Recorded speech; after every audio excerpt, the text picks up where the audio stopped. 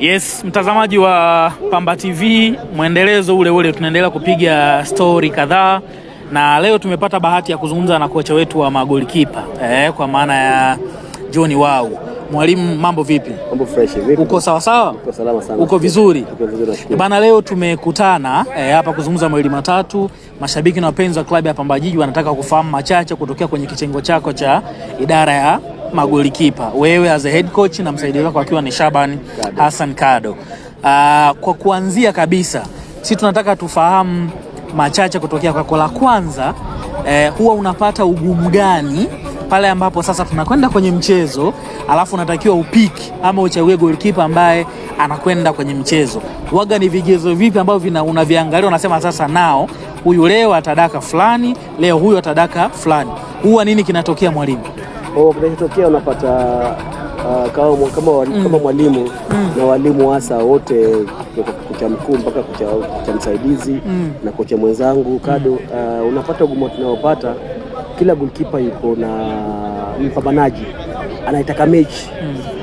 So kuna competition imekuwa juu sana, na kwetu sisi tunafurahia sana hiyo competition, maana pia inatufanya tunapata matokeo.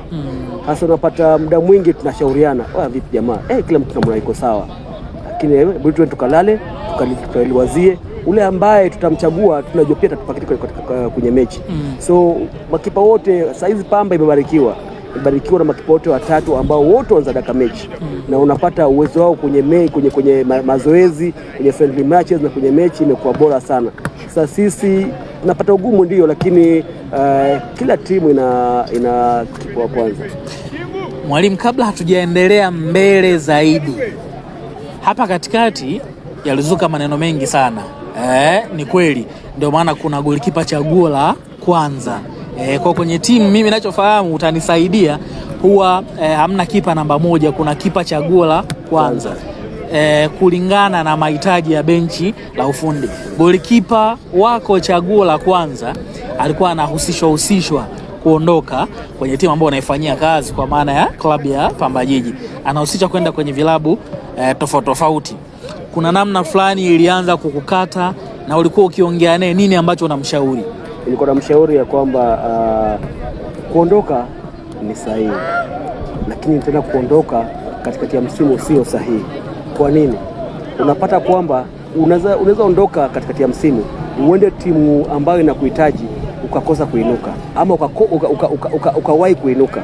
Lakini mara nyingi wachezaji ambao wanatoka katikati ya msimu wakienda kwenye environment tofauti wanakosa kuperform kwenye timu zao.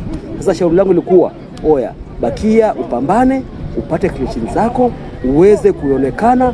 AFCON ndio inakuja hapa mbele, utaonekana, lakini unaenda kule upate tena huko hauchezi, utakuwa umejua mwenyewe. So kama unaweza bakia umalizie msimu itakuwa bora sana, itakupa tena ile hadhi ya kuonekana zaidi na zaidi. So nikamshauri wewe bakia, maana ukiondoka hapa katikati ya msimu nakwambia ndugu yangu utakuwa umefeli kwenye career yako.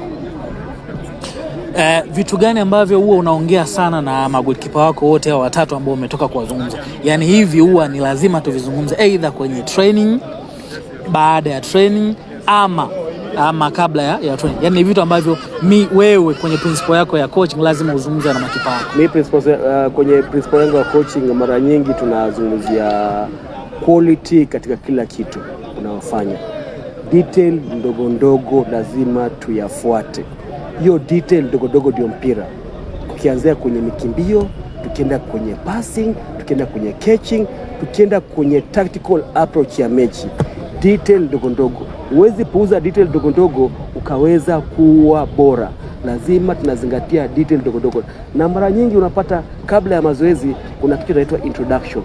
Introduction yetu ni tunazungumzia leo tunaenda kufanya mazoezi fulani, tunataka hili, coaching point yetu tutakuwa ni hili na hili na hili. Objective yetu katika mazoezi ya leo ni hili. Kama tunafanya cross ball, objective yetu ni hili. Hapa sasa baada ya hapo, baada ya mazoezi kuna kitu kinaitwa evaluation. Lazima tukiri tu, hapa tumeipata, tumefanya bora ama tumekosea. Yafuate rekebisha wapi ili tuende mbele. So mara nyingi tuna dwell katika quality ya details ambazo tunazofanya katika mazoezi zote. Bana, unaendelea kupata madini kutoka kwa mwalimu wetu, kwa maana ya kocha magolikipa ndugu yetu, kaka yetu, mjomba wetu na majina mengineyo. Mimi namuita mzee wa kunyooka. Huyu ni mzee wa kunyooka, John Wau. Mwalimu, tumalizie kwenye vitu viwili vya mwisho. Cha kwanza, kwenye michezo yetu miwili ya kimashindano, mmoja wa ligi kuu soka Tanzania bara dhidi ya Namungo, tuliweza kuconcede penalti. Ile penalti aliidaka Yona Amos ambaye alikuwa ni mlinda mlango ambao ulimchagua siku hiyo adake mchezo, akaweza kudaka penalti. Mechi iliyofuata ilikuwa ni mechi ya kombe la CRDB hatua ya 64 bora dhidi ya Alliance. Tuliconcede ama tulifika kwenye hatua ya mikwaju ya changamoto ya mikwaju ya penalti, kwa maana penalty shootouts, ndio la kwenye zile penalti 4. Dennis Richard ambaye pia ulimpa acheze ile mechi alidaka penalti 2 kati ya penalti 4. Mechi 2 mfululizo, mashindano mawili tofauti, makipa wako wawili tofauti wamedaka penalti 3 kati ya penalti 5 ambazo zimepigwa. Siri ya hiki ambacho kimefanyika, mwalimu, ni nini? Siri ni maamuzi. Mwanzo maamuzi, kwa sababu unapata penalti inapopatikana, kipa lazima awe na maamuzi bora, na haiji tu kwenye mechi peke yake, inatoka kwenye mazoezi. Unapata mazoezi yetu nyingi, unapata tunazingatia sharpness. Penalti inafaa kuwa sharp. Kumaanisha nini? Kwenye upesi wa kufanya jambo, kwenye upesi wa mikimbio yako, kwenye upesi wa kuamua unafanya nini wakati tukio linapopatikana. Unapata kwenye penalti kuna awamu 3. Kipa timu inapopata penalti dhidi yenu, kipa wenu kwanza nafaa atulie, angalie mpigaji sawa, amekuja ameka mpira hapo. Sasa nafaa kuwa makini sana, anapoweka mpira anarudi nyuma, anatulia. Kitu ambacho kipa anaangalia ya kwanza, mguu wake wa kwanza. Huo mguu wake wa kwanza unamuonyesha anapiga mpira wapi, na huo mguu utafuatana na wazungu wanaita hip yake, inaashiria mahali mpira unawekwa. 3, kipa akibaki ametulia golini, ufungwa ni rahisi. So unapata kuna kitu Yona Amos alifanya mechi ya Namungo. Baada ya kuona mpigaji ametulia, alifanya nini? Aligonga chuma juu. Sasa hapo huwa inamfanya mpigaji anakuwa na mawazo mawili, anamwangalia kipa, anaangalia mpira. Sasa mawazo ya kusema baya anapiga inapotea. Mbona huyu kapiga hiyo chuma? Mbona huyu anacheza kwenye goli hapo? So mawazo yake ya msema anapiga inapotea. Focus yake inarudi wapi? Kwa kipa. Hapo shamchanganya mara kwanza. So hayo ndio maamuzi ambayo tunajaribu kuelekezana kwenye mazoezi. So inakuwa rahisi kwa kipa akishazingatia hiyo maamuzi ya mguu, maamuzi ya hip, na pia kujaribu kurattle, wazungu wanasema kurattle mpigaji kwa kupiga chuma ama kuchezesha miguu yake. Basi hapo inakuwa sahihi, atauchukua penalti rahisi sana. Ashajua huyu jamaa anapiga wapi. Sasa ni yeye tu kumsubiri acheze mahali amemwelekeza.